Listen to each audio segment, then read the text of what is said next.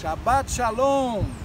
Hoje estamos gravando em Salvador, na terra da minha querida amiga que hoje veio, Diana, convidada especial, discípula de Jussi, e hoje ela vai participar da Parashá Vaigash. Muito obrigado por ter aceitado o convite e nos ter trazido até essa linda praia. Como é o nome dessa praia? Stella Maris. Stella Maris. Estou aqui com a Diana. A Diana, e hoje temos uma assessora de gravação, que é a filha da Diana, a Beatriz, ela pode chamar ela de Bea. Fala um pouco, Diana, se apresenta aí, fala o que você faz aqui em Salvador, qual é a sua relação com a Hesed, conta para nós um pouquinho de vocês. Meu nome é Diana, né?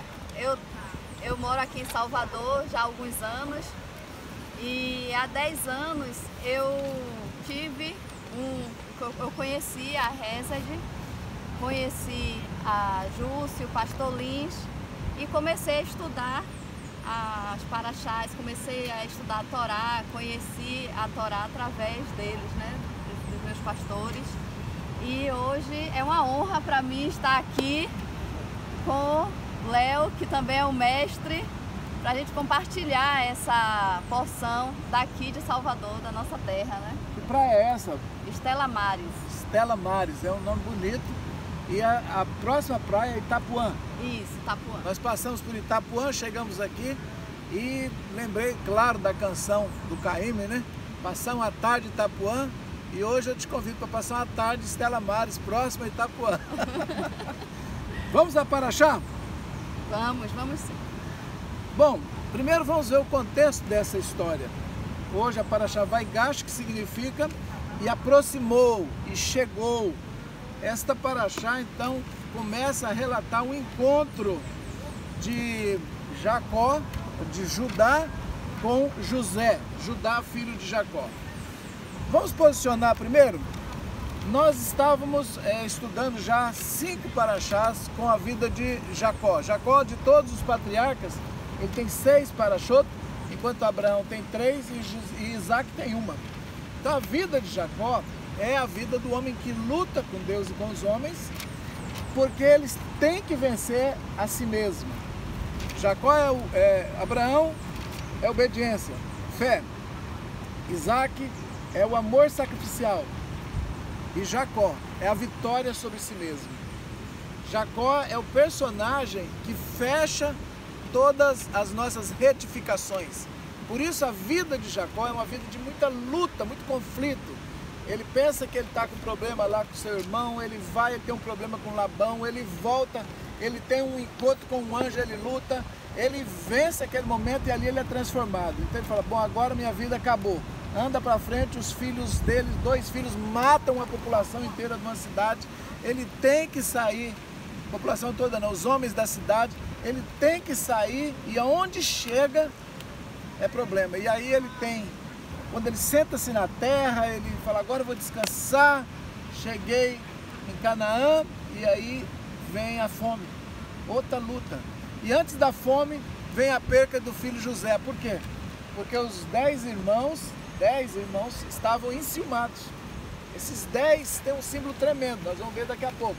Mas os 10 irmãos enciumados com os sonhos de José, de que seria grande, vão e simulam a morte dele, levam a capa para o pai e diz, vê se você reconhece, e Jacó entristece mais uma vez, a sua vida é pura luta, e agora ele diz, eu vou descer à sepultura triste, porque perdi meu amado filho.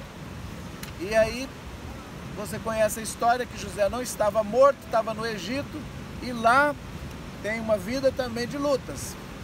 Primeiro luta com seus irmãos e vence no sentido de superar dores, amarguras, é injustiçado, vai para a cadeia por traição, por difamação, é esquecido e passam-se então 30 anos e agora ele é levantado através da revelação do sonho de Faraó, que vimos semana passada. Ele chega ao trono do Egito como um vice-rei, vice-governador geral, e agora seus irmãos se aproximam, porque a fome chegou a Canaã e Jacó disse aos filhos, vai buscar comida. Eles chegam em Canaã E José reconhece os seus irmãos e começa um jogo para levá-los ao arrependimento. José sabe que está conduzindo a sua família ao arrependimento, ele quer livrar a sua família, mas ele precisa que eles reconheçam o erro que eles fizeram ao julgar mal José, ao vendê-lo por moedas, ao abandoná-lo, ao traí-lo e ao negá-lo. E agora José se torna essa figura importante e os irmãos precisam dele, porque a fome está sobre toda a terra. E quando a fome chega sobre toda a terra, vai apertar toda a população do mundo e todos terão que saber que só tem um caminho, que é José. Isso me lembra uma segunda história, um paralelo aí, né? E que a hora que a fome aperta no mundo inteiro, a hora que a situação que é chamada de grande tribulação de 7 anos apertar o mundo inteiro, todos terão que saber que só tem uma solução. Só tem um caminho, né, Léo? Esse é o resumo para chegar até aqui. Só tem um caminho, uma verdade e uma vida. Então, o resumo é esse. Agora chegou a hora, José está diante dos seus irmãos, José fala, vocês são espiões, e bola um plano de como levá-los ao arrependimento. José fica com Simeão e diz, então me prova que vocês não são espião, trazendo o caçula. Guarda isso, o caçula. Quem é o caçula nessa história? No caso aqui? Benjamim. Agora eles vêm e falam para o pai. Pai, o governador é um homem mau, pai Jacó, e nós precisamos levar Benjamim. Rubem chega a fazer a proposta. Mata meus 2 filhos se eu não trouxer. Eu acho que Jacó fala, você é louco? O que adianta eu matar 2 netos? Já perdi 2 filhos, agora vou perder 2 netos. Tem proposta que... Mas isso significa uma coisa, uma geração que não confessa pecados, sacrifica a próxima geração. Porque ele não confessou o pecado, nós vendemos, nós mentimos para o Senhor, nós estamos fazendo tudo errado, estamos ocultando há anos esse pecado. Há anos, conviver com uma coisa que sabe que está errado e tem que ficar dando desculpa. Isso. Tem hora que eu falo que o povo de Israel, em modo geral, que eu falo com todo respeito e amor, eu vivo estudando Parashá, mas a gente tem que entender, o povo de Israel não reconhece José deles atual, que é Jesus, Yeshua, e aí continua ainda dando desculpas por 2000 anos. Chegou a hora, hein? Chegou a hora de começar a ver quem é o caminho, a verdade e a vida. Vamos ver nessa Parashá. E então chegamos nesse ponto. Terminando a explanação introdutória. José segura Simeão e manda os irmãos seus embora e fala, traz Benjamim que eu solto Simeão e fica provado que vocês já são espiões. Eles concordam, não tem outra opção, é claro, vão para o pai, conta meia verdade. O homem do Egito segurou nosso irmão lá, Jacó entristece, fala, já perdi, vocês já me desfilharam de José. Engraçado que ele fala como se fossem os irmãos mesmo, né? Imagina a alma deles, escutando isso, sabendo que é verdade. E aí, vocês agora vão me tirar outro filho? Não vão levar Benjamim. A proposta de Rubem é esquecida e Judá lá na frente faz a mesma proposta, só que não de dar filhos. Judá já passou por grandes problemas. Judá já perdeu 2 filhos pela morte. Ele sabe o que o seu pai está passando. Ele já não é mais aquele moço ciumento, enraivecido, inseguro, que não sabe qual é o seu destino. Ele já sofreu demais na vida com perda de filhos e sabe o coração do seu pai como está, porque ele também passou na perda de Er e Onan, né? Os 2 filhos dele, acho que é. E aí, Judá faz, pai, deixa-me levar o menino, senão eu ficarei em pecado pro resto da vida. Eu vou me tornar um pecador diante do Senhor pro resto da minha vida, pai. E Jacó permite e fala, então leve Benjamim e que Deus traga de volta, que Deus seja nessa viagem, abençoa essa viagem. Quando eles chegam no Egito, José o reconhece novamente e manda servir um almoço ao meio-dia. Nós estamos aqui, meio-dia. Foi exatamente nesse horário que eles sentaram à mesa para comer com José. E José faz algo que impressiona eles. Coloca-o sentado em ordem cronológica. Pega o Rubem, coloca na ponta. pega o Simeão, coloca em segundo, Levi em terceiro, Judá em quarto, e assim até chegar Benjamim. E põe Benjamim separado. E coloca uma porção no prato de Rúben, uma porção no prato de Simeão, Levi, Judá. Quando chega em Benjamim, ele coloca 5 porções de peixe. E os irmãos falam, como é que ele sabe que nós nascemos nessa ordem? E isso já começa a deixá-los impactados, porque José já está planejando o próximo passo. Ou seja, Deus sempre está no controle. José é um símbolo da pessoa de Yeshua. Eu disse isso na paraxá passada e vamos voltar a repetir para que entenda quem é, do que está falando essa história, ok? Então o contexto é esse. Agora José manda pôr a taça na sacola de Benjamim e fala para os guardas, ó, daqui a pouco vocês vão atrás deles e fala que um deles roubou minha taça. Acuse-os, eles não devem, mas são acusados. Irmãos, a história de Israel é um constante dor e perseguição, e eles não estão com culpa no sentido daquele ato em si. Eles não foram culpados para receber o Holocausto. Eles não estavam culpados quando receberam a Inquisição Espanhola. Eles não estavam culpados na Noite do Cristal. Eles não estavam culpados em todas as perseguições que eles sofreram durante a história. Mas tudo é um processo para que alcance o entendimento de qual é o chamado deles na história. Assim como aqueles 10 irmãos tinham um chamado na história e eles não compreendiam, eles não entendiam o seu chamado. Eram 10 mais o caçula Benjamim, que é uma história que vem depois. Assim Israel atual também não compreende ainda totalidade do porquê eles se endureceram contra Yeshua ou contra José. E não adianta, uma hora essa redenção, esse tikkun, essa retificação se completará. É sobre isso que Diana vai falar daqui a pouquinho, colocando os pontos importantes de versículos chaves da fala que nós vamos ver daqui para frente. Ou seja, quando buscam Benjamim e o prendem, levam, os irmãos ficam apavorados e diz: não, guarda, essa taça que foi encontrada na sacola do nosso irmão, o senhor não vai levar ele não. E o guarda diz: não, vou levá-lo sim, eu tenho ordem de prender o ladrão. E leva, mas os irmãos dizem: nós todos vamos juntos. José então vai testar o coração deles, se ainda é vingativo, se ainda não pensam na dor do pai, se ainda tem preconceito contra o filho de Raquel, se ainda são os mesmos ou se já mudaram. Eu creio que Deus faz isso com todos nós, não é só com Israel. Fases da nossa vida vão mostrando se ainda somos os mesmos, se ainda conservamos aquela birra, se já morremos para o ciúme, se já matou em nós a vaidade de querer ser melhor do que os outros, se já fomos curados daquele complexo de inferioridade. O tempo passa e Deus trabalha. Por isso não julgue uma pessoa pelo passado dela, porque ela já pode ter sido mudada e você ainda está contando os fatos podres que Deus já venceu na vida dela.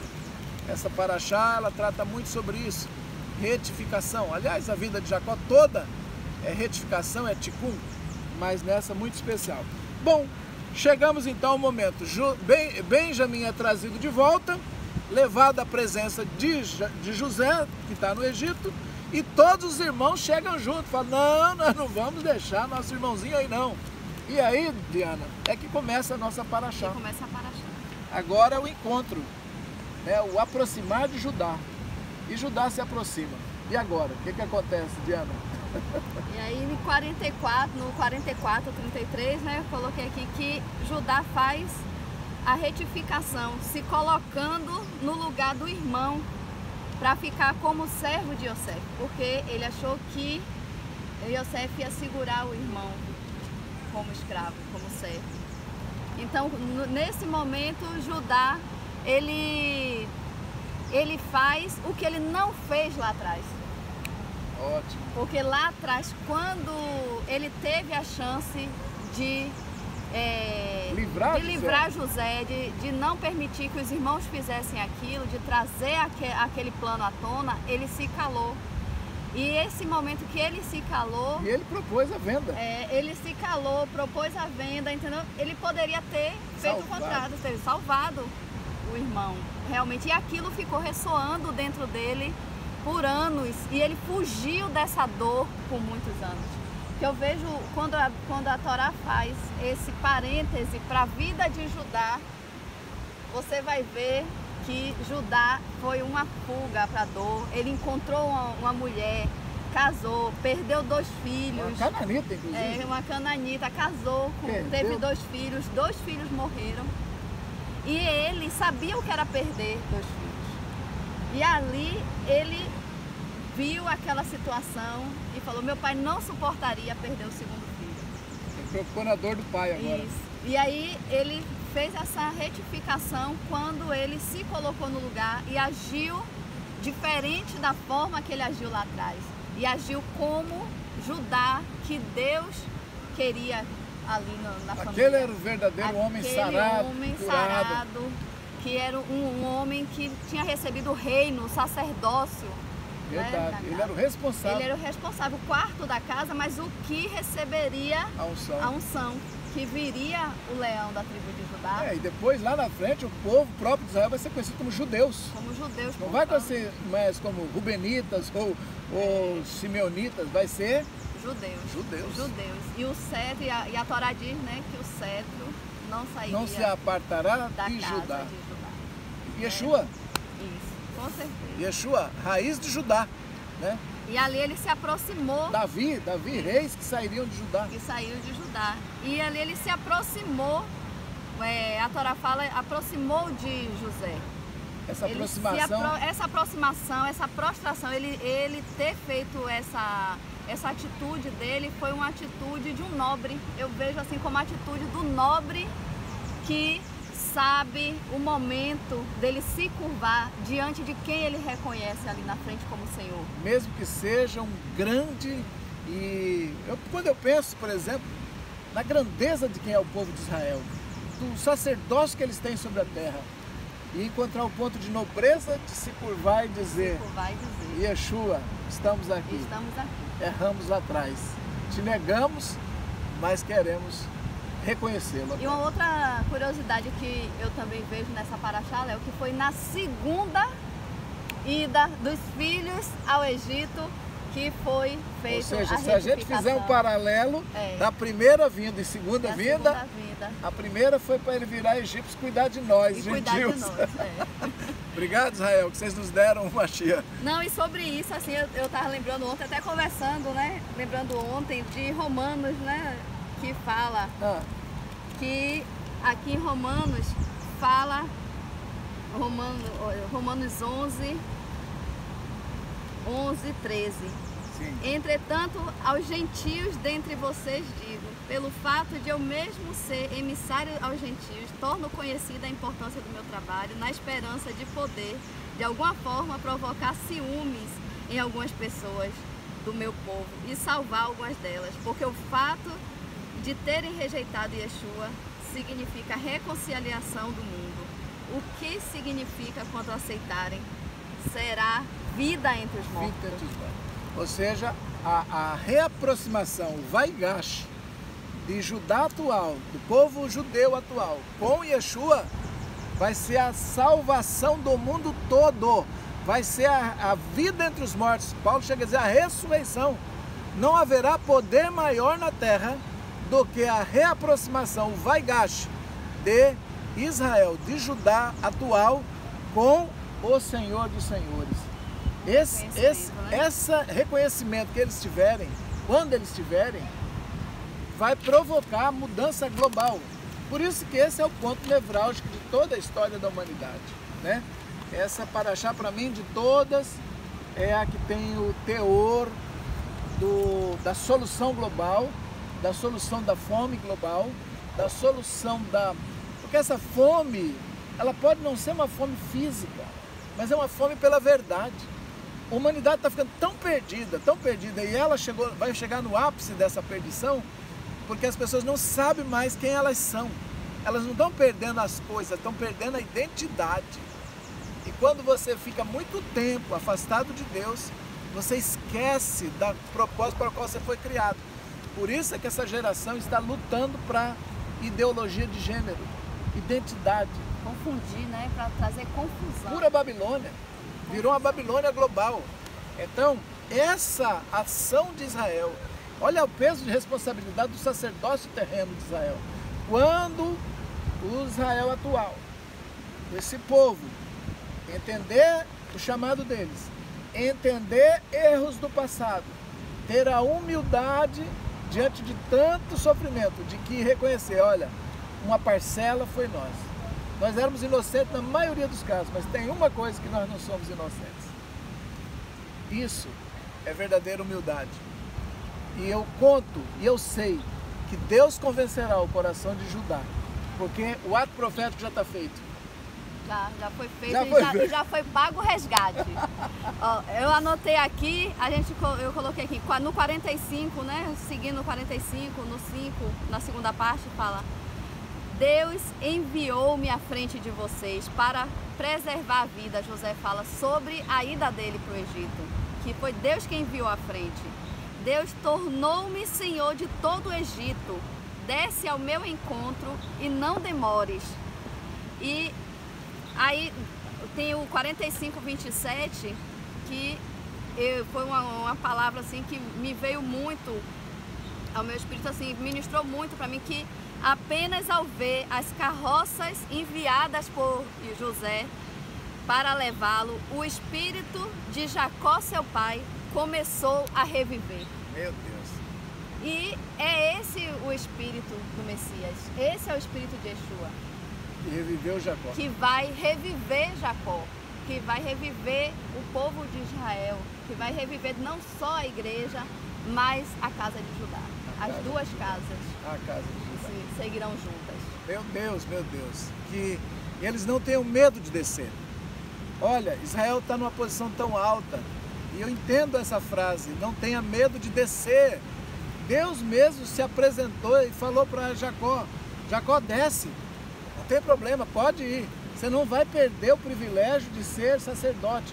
Você não vai perder a sua posição alta. Você não vai perder a terra da sua peregrinação. É um plano. Tão difícil uma pessoa querer descer, né? Jacó... Querer descer, se expor, achar que pode se contaminar, que é um sentimento verdadeiro, é um sentimento válido.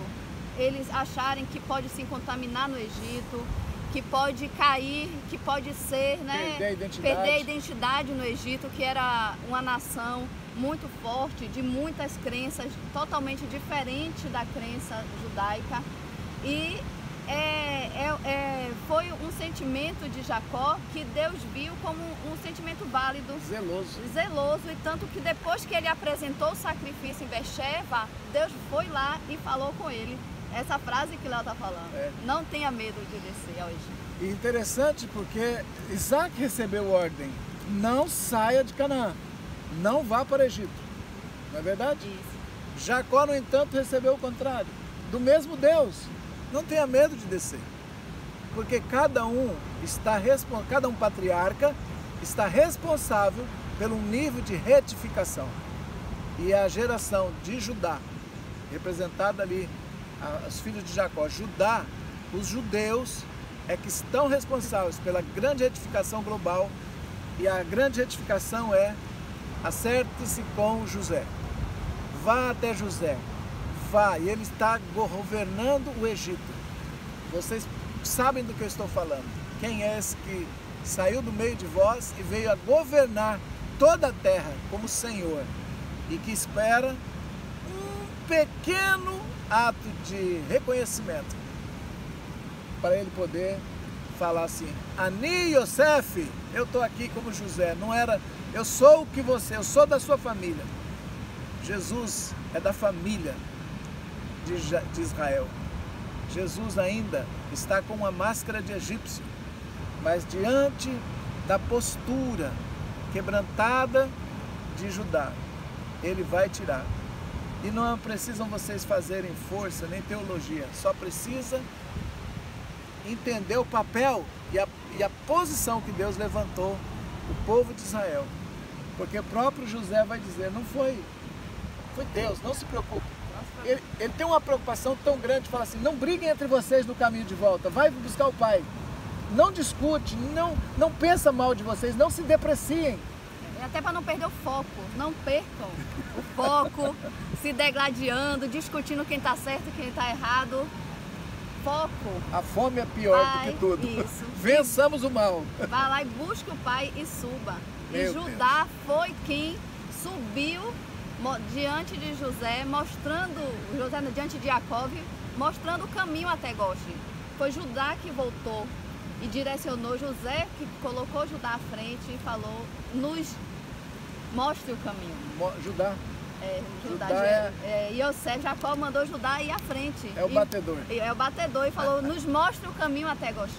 Meu povo judeu, por favor, mostre o caminho. Mostre esse caminho, está com vocês o segredo. Aleluia. Você notou que por 10 vezes Judá, ao conversar com José, ao fazer o seu ato de humilhação, ele conta a história da perda do filho mais velho, ele conta a perda, sem falar o nome José, mas ele fala, nosso pai tinha um filho que amava muito, e esse outro nasceu no lugar, nosso pai se apegou a esse segundo filho. Então ele era apegado a um caçula, depois se apegou a outro caçula. Por quê? Porque eles são da mesma natureza, são da mesma mãe. E nós somos filhos um pouco diferentes, mas somos irmãos. Às vezes eu olho a igreja de Israel e penso exatamente isso. Igreja é esse filho caçula. É aquele caçula que precisa ser reconhecido como filho também. E que foi posto para fazer um pouco de ciúme. Por isso que Paulo diz que eu vou usar um povo com ciúmes para despertar emulações no povo de Israel. Ou seja, quem é esse povo que vai dar o ciúme? É o caçula. É o caçula. E quem é caçula? Agora eu vou te contar um segredo. As peças começam a se encaixar. Um dia o Espírito Santo me perguntou se eu sabia a parábola do filho pródigo. Eu disse, claro que sei. 30 anos de pregador do evangelho, não vai saber? Aí ele ficou quieto, né, diante da minha arrogância. Daqui a pouco ele perguntou assim, Deus tem quantos filhos na terra? Eu disse, bilhões? Ele disse, 2. Um chama Israel, primogênito, lembra? Vá para dizer para Faraó que o meu primogênito é Israel. Depois vem o segundo filho, que é igreja. A igreja nasce lá no dia de Pentecoste, no cenáculo, no fogo, 120. E Israel nasceu como filho quando Deus tira eles do Egito, vai pôr numa terra e antes de ir para a terra dá no Sinai a Constituição, as leis. Porque para ser uma nação, filha, para ser nação, melhor dizendo, tem que ter terra, povo e lei. Eles receberam os 3. A terra era um povo e agora a lei no Sinai. O dia, como chama o dia que desce a lei? Dia do Shavuot. Festa de Shavuot, que foi traduzido por Pentecoste pelos gregos. Eles estavam comemorando Shavuot. A igreja nasceu no mesmo dia que Israel nasceu. A igreja nasce em Shavuot e a nação de Israel nasce em Shavuot, porque ali vem a Constituição. Ou seja, o primogênito e o caçula nasceram no mesmo dia. Agora diz a parábola do filho pródigo que o caçula pegou a herança e saiu de casa. A igreja pegou a Torá, ela pegou o Espírito Santo, que é muito mais. Ela pegou o Cordeiro e foi virar o quê? Romana. Por isso que ela é acusada pelo filho mais velho. Seu filho caçula foi gastar com as meretrizes. O que é prostituição? É a introdução de deuses estranhos. Deuses estranhos no meio. E o que a igreja fez ao longo dos anos? Vem se arrependendo. Por isso que ela está ganhando o anel, a autoridade, sandália nos pés, preparação do evangelho da paz, são os calçados que a igreja ganhou. Trocou as vestes do filho, santificação. A igreja vem santificando, vem pregando o evangelho e vem tendo autoridade espiritual de expulsar demônios, curar enfermos e pregação. Ou seja, o filho está sendo restaurado. Mas qual a última etapa? Tem que entrar na casa, tem que celebrar, porque tem um cordeiro, tem um bezerro, está guardado para o final. Só que o pai insistiu, falou, não vou celebrar só com esse filho não. Eu vou pegar o outro e fazer ele sentar junto. O mais velho tem que sentar com o caçula para agradar o pai. Essa é a parábola do filho pródigo.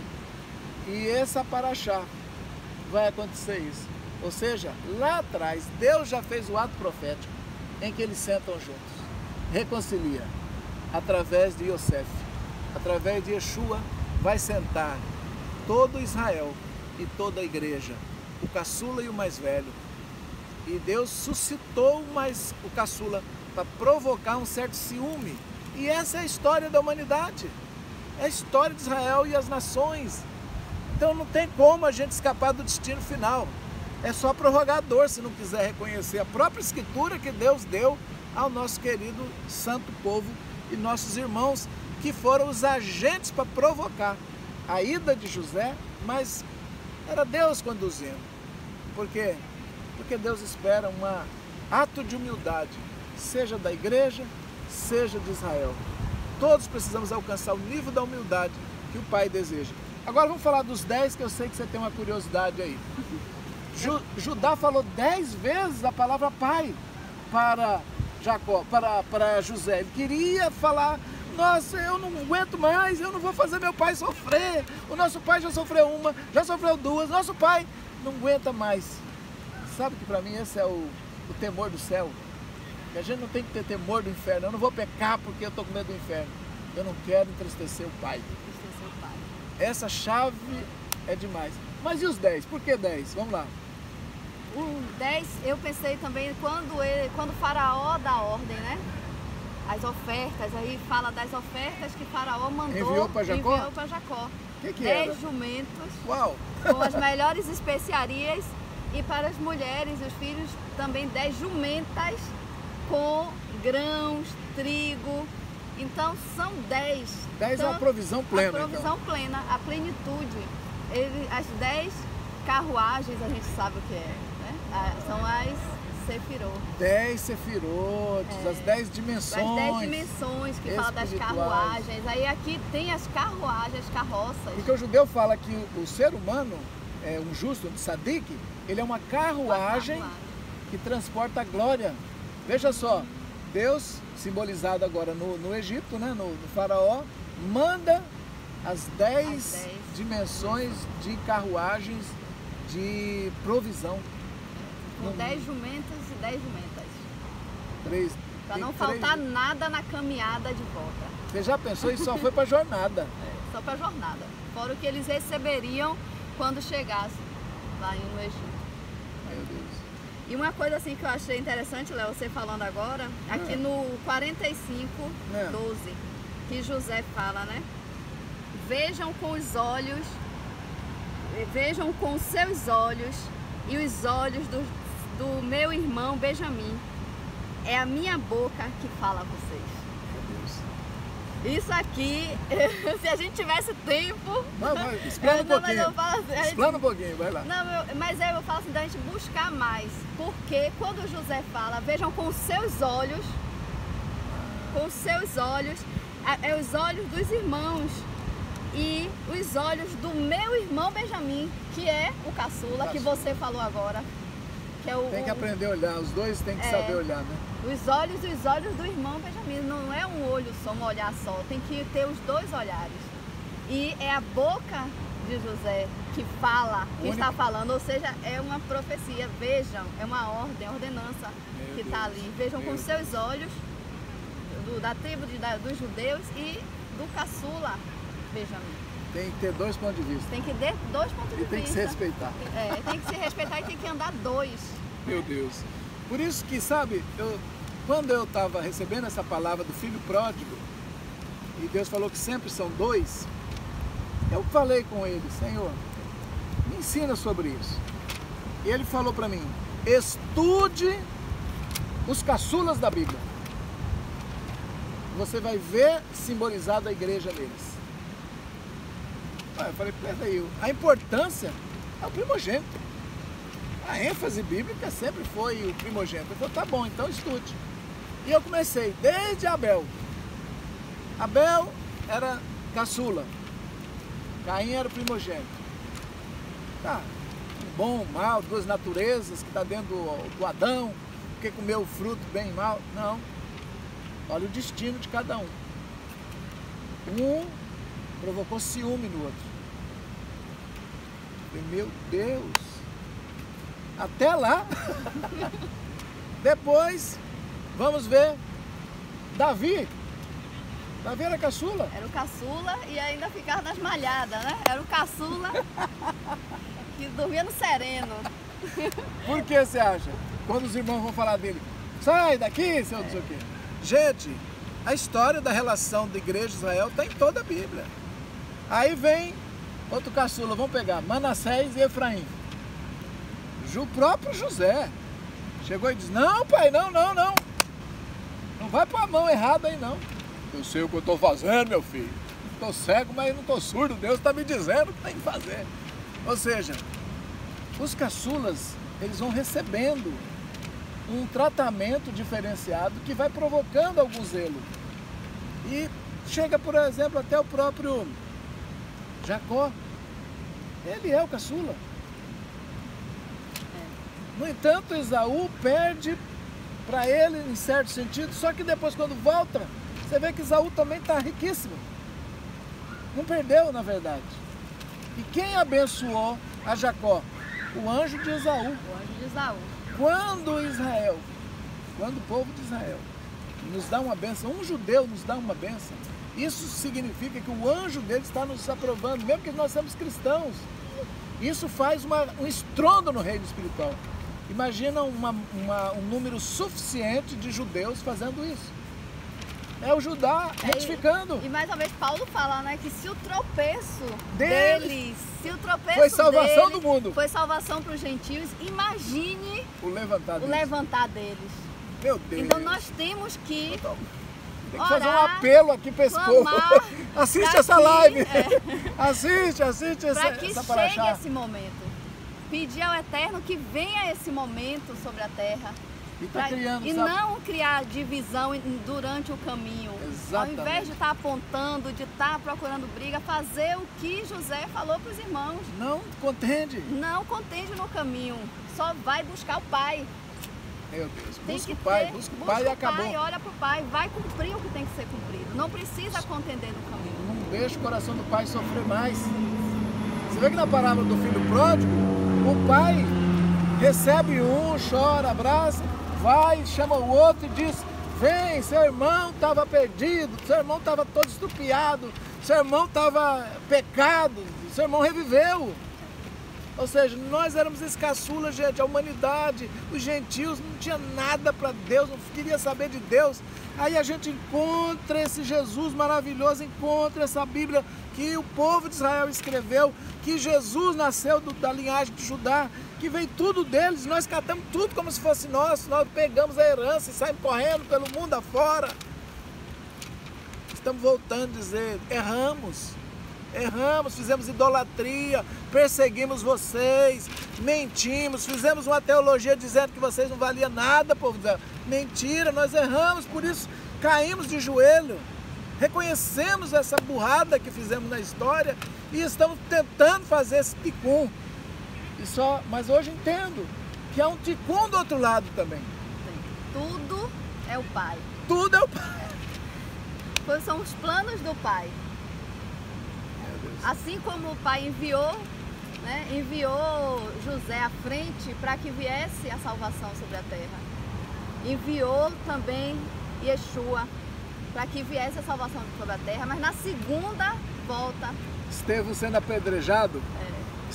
Eu anotei esse texto, eu não acredito. Estevão estava sendo apedrejado em Atos capítulo 7, se não me engano. 7, e ele fala assim, ele faz uma revisão histórica, e ele é morto por causa dessa revisão. Ele faz um revisionamento e dizendo assim, ó, tá vendo vocês aqui, povo de Atos dos Apóstolos, povo aqui de Israel, que está me ouvindo agora, e estava lá sacerdote, estava lá Saulo de Tarso, estava lá membro do Sinédrio, estava toda a cúpula.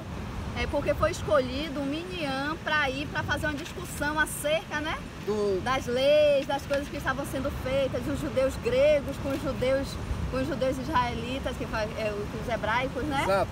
Aí estava tendo aquela discussão e Estevão foi um dos sábios que foram escolhidos. E se levantou, né? E chegou lá e fez o discurso. E o que ele diz? Ele faz uma revisão histórica e fala assim, olha, nossos pais, nossos patriarcas, irmãos, movidos de inveja, por ciúme, venderam José, que não se deu a conhecer a eles, a não ser na segunda vez que eles foram ao Egito. É isso mesmo. Não se deu a conhecer. Ou seja, entre a primeira vinda, há uma cegueira. No entanto, José se levanta para ser o Senhor de todos os gentios. Por isso que Jesus é aceito pelos gentios. Esse é o plano mesmo. E a gente pode ver que José comprou toda a terra para o faraó. Quem aumentou o patrimônio de faraó nessa época foi José, porque ele comprava as terras das pessoas dos egípcios ao redor, comprou o gado, comprou a terra, comprou tudo ao redor. Foi ele que aumentou o patrimônio do Egito naquela época.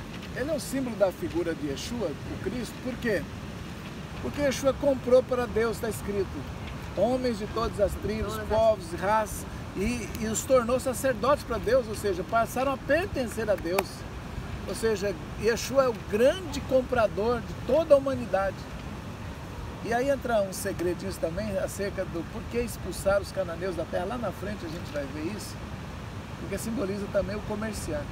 Tem um verdadeiro e um falso comerciante.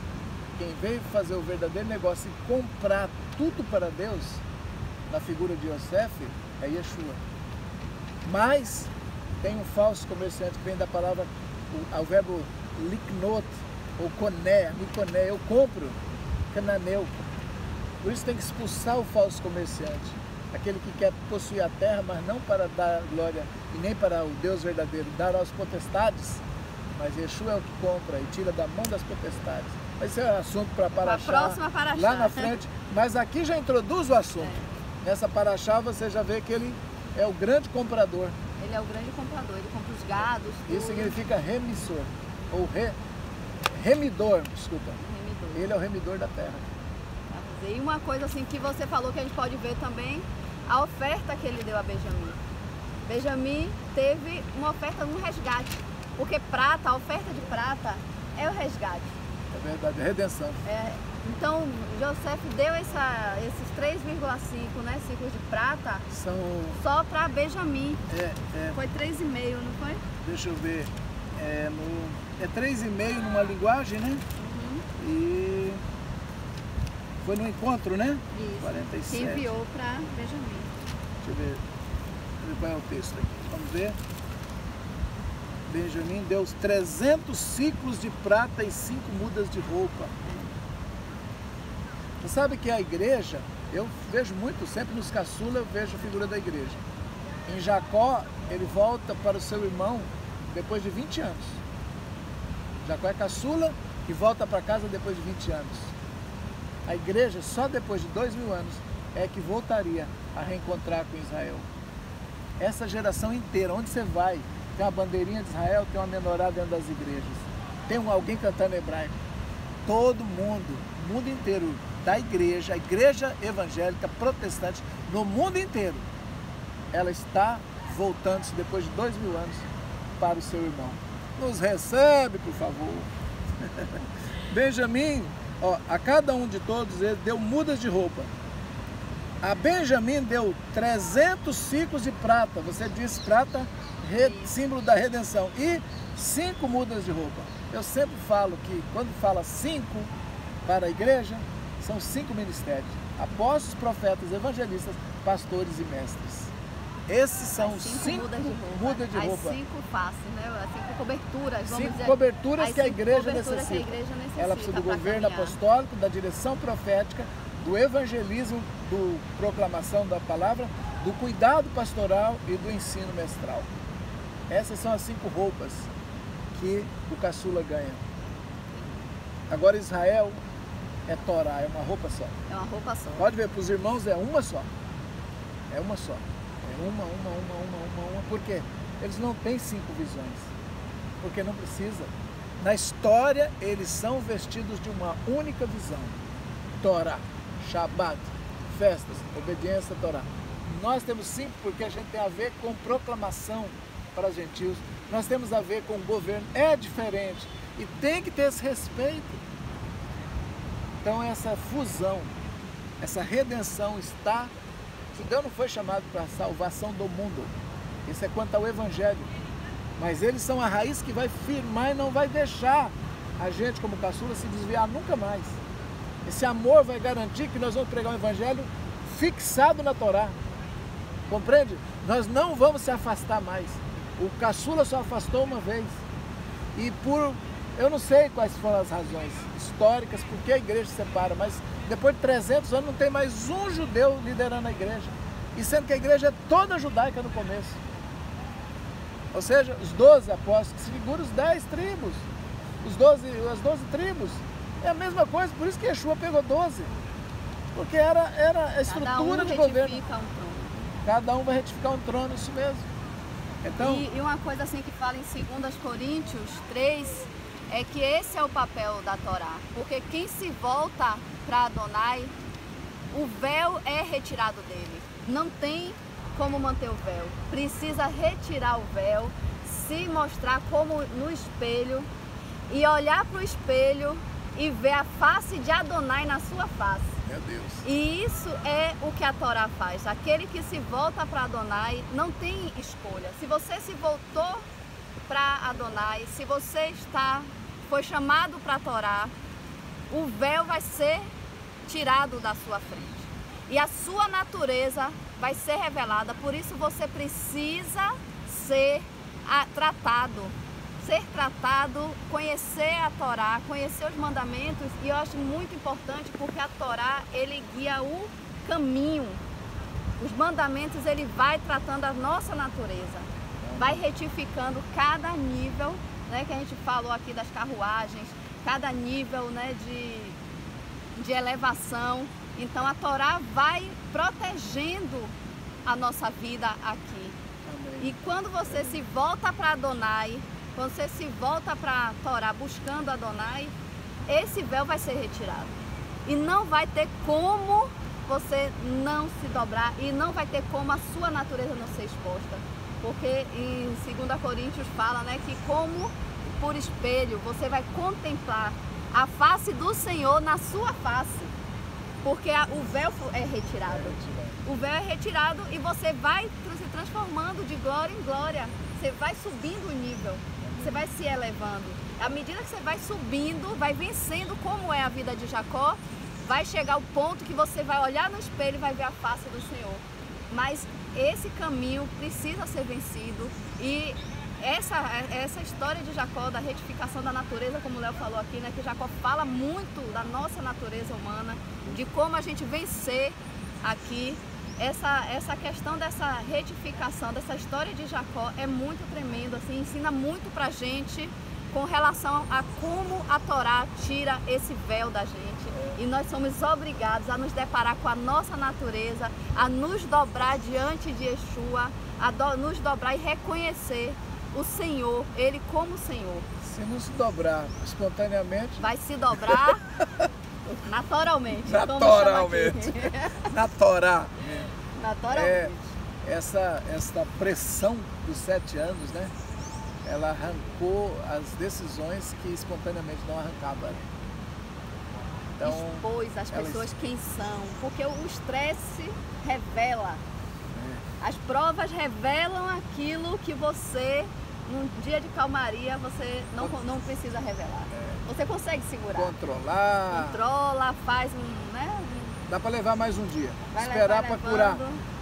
A obstinação, Jacó, não que Jacó era obstinado, mas a natureza humana, ele é um símbolo disso. Você vê que fala, luta com Deus e com os homens. Então essa obstinação, ele alcançou a retificação total do seu filho. Judá completou a retificação de Jacó e de todo Israel. Por isso a salvação da humanidade veio naquela época. Porque eles cumpriram o seu papel na ruindade e cumpriram o seu papel na bondade. Ou seja, Deus é o Deus dos dois lados. Dos dois lados. Ele fez com que Israel cumprisse o seu papel, fazendo o rigor, a sua natureza não tratada, e depois usou a natureza tratada, porque Jacó foi fazendo a retificação e foi quebrantando, e conseguiu gerar no seu filho um nível que chegou a quebrantamento. Mas a perca de filhos, a perca de mortes, de injustiças, de um lugar para o outro, foi muito custoso. Mas conseguiu dobrar a sua natureza e chegar até aonde precisava. E eu vejo assim, durante o longo da história, Deus trabalhou para endurecer o DNA. O povo de Israel foi endurecido no seu DNA para se tornar obstinado por Deus. Isso, para não se dobrar. Para não se dobrar a deuses. Mas isso acabou também endurecendo. Quando veio Yeshua. Quando veio Yeshua? Quando veio, é. Quando veio o Mashiach. E esse é o grande segredo, é a grande chave que precisa ser virada, né? Por isso essa oração de tirar o véu. Porque foi a glória que eles puseram por causa da glória, e agora precisa tirar por causa da glória. A glória de alguém maior. A glória do Moisés é o precursor, né? O maior chegou e voltará e está batendo as portas dele pelo Espírito. E quanto mais deles renderem-se, vai ser a transformação dessa humanidade toda. Vai ser a cura da grande fome global. Vão juntar 10 e vão segurar no judeu e dizer: ensina-nos, dá-nos o que você tem. Tá e vão para Israel, como eles falam, não sei se falaram para você lá, Léo, vão para Israel não para fazer turismo, mas para estudar. Torá, aprender o caminho. Ter relacionamento de irmãos, aprender um com o outro, se completar um no outro, né? Eu fui para lá para estudar. Fiquei 3 anos e meio estudando. Dentro de sala de aula, eu e minha esposa Leila, direto e reto. Coitadinha da esposa, chegou lá, não sabia um Aleph nem um Bet, rapaz, mas chorou, viu? Mas quando terminou lá no 4º nível, 5º nível, já estava falando, fluindo. Então a gente foi lá realmente para estudar e aprendemos muito com aquele povo e amamos. Nós temos excelentes pessoas, amigos hoje, que a gente é família, sabe? Judeu ortodoxo chamar a gente para casa e falar: vem comer com a gente, vem comer porque agora você é família. Aí eles falaram assim, teve um que falou assim comigo, com a esposa, eu dou toda a honra e glória a Deus ao falar essa frase. Ele falou assim: Leon, Veleila, se tivesse 10 pessoas como vocês aqui em Israel, o Mashiach vinha. A Mashiach, amor. De 10 é o miniano, né, Léo? Ele falou bem essa frase. Eu fiquei assim olhando e eu falei: olha, toda a glória seja para Yeshua, Hashem, que foi um irmão de vocês chamado Yeshua que me transformou. Aí ele ficou meio... Não entendeu? Não, ele entendeu. É que ele não gosta de Yeshua.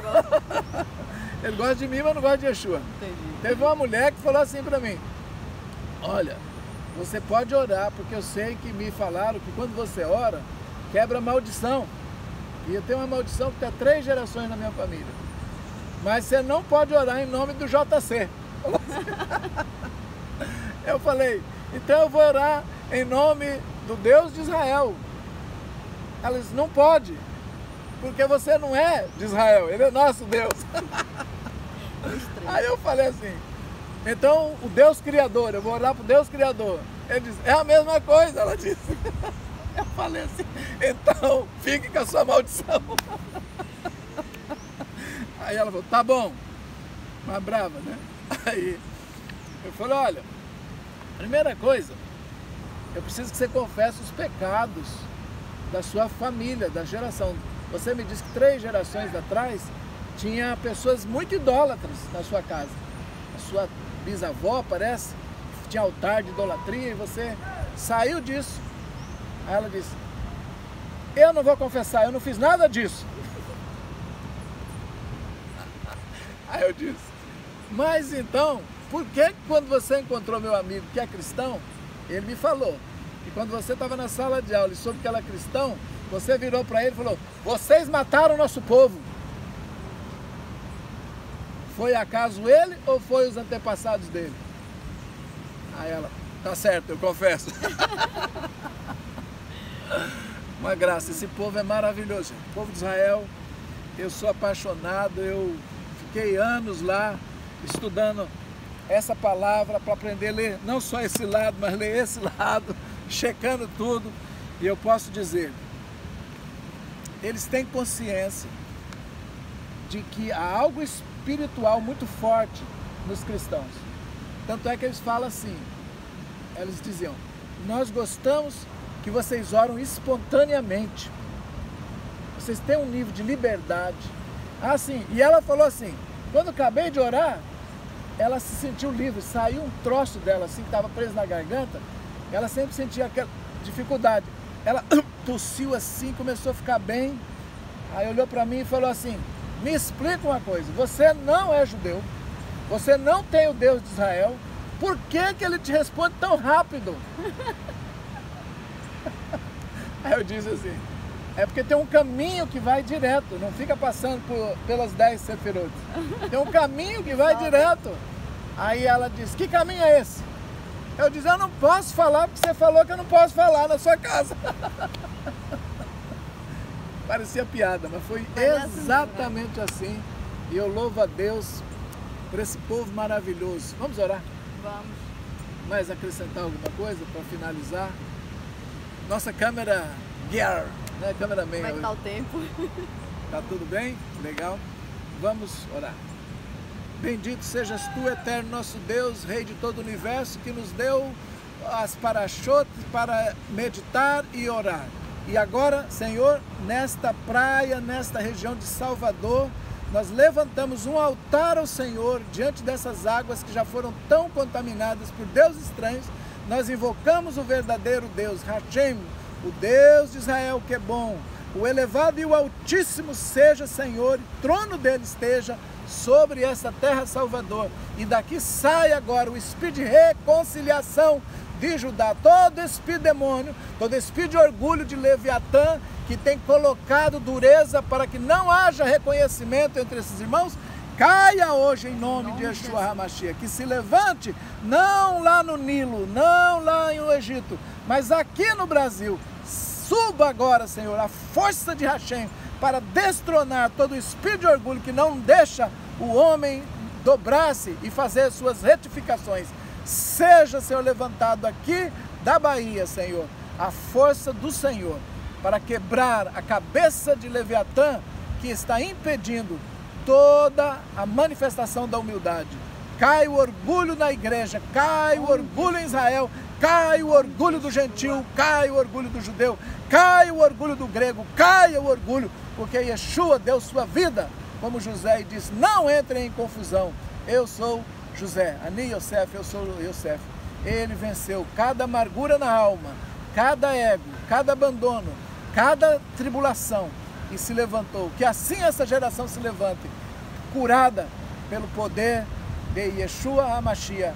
Em nome dele oramos. Amém? Amém. E amém? Amém. Obrigado! Deus abençoe.